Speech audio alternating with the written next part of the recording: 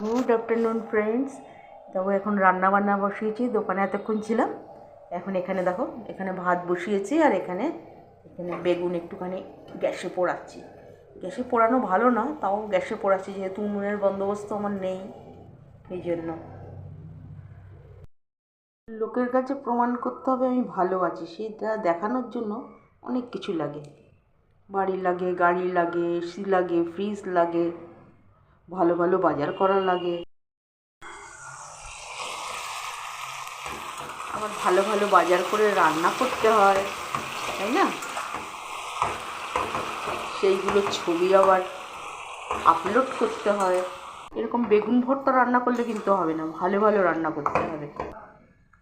আমার ভালো ভালো রান্না করে সেগুলো ফেসবুকেও ছাড়তে হয়।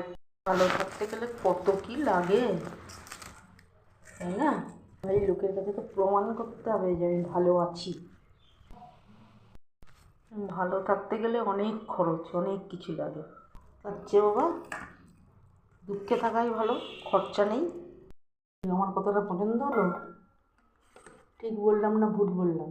আমাদের সাথে কথা বলতে বলতে আমার কাজও সারা হয়ে গেল, এবার খেতে দিয়ে দিচ্ছি। ভালো হয়েছে বেগুন ভর্তা। সারাদিনের কাজের শেষ নেই, সারাদিন কাজ, এই দোকানের কাজ, ঘরের কাজ, কাজই কাজ। এই কটা নতুন কেক নিয়েছো নাকি? পুরানো কেকগুলো তো সব বেরিয়ে গেছে। এই বেকারির কেক এটাও খুব ভালো কেক। দোকান ঝাড় দেওয়ার পালা, দোকানটা একটু ঝাড় দিয়ে পরিষ্কার করে নিই। ঝাড় দেওয়া হয়ে গেলে মোটামুটি আমার কাজ শেষ। খাওয়া প্রায় শেষ হয়ে গেছে, বেগুন ভর্তা দিয়ে রুটি খাচ্ছি। ঠান্ডা পড়ে গেছে, এই জন্য দুপুরবেলা বেশি একটা ভাত খাই। ভালোই ঠান্ডা পড়েছে, এই জন্য একটুখানি কফি খাবো আর কি। এই দোকান থেকে নিয়ে এলাম একটা 10 টাকার পাউচ, ঘরের মধ্যেই তো দোকান, তো কফি নিয়ে এলাম, কফি বানাচ্ছি। এখন আমার একটুখানি রেস্ট।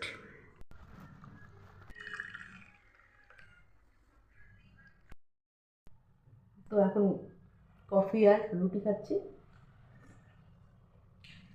ঠান্ডার মধ্যে কফিটা খেতে ভীষণ ভালো লাগছে।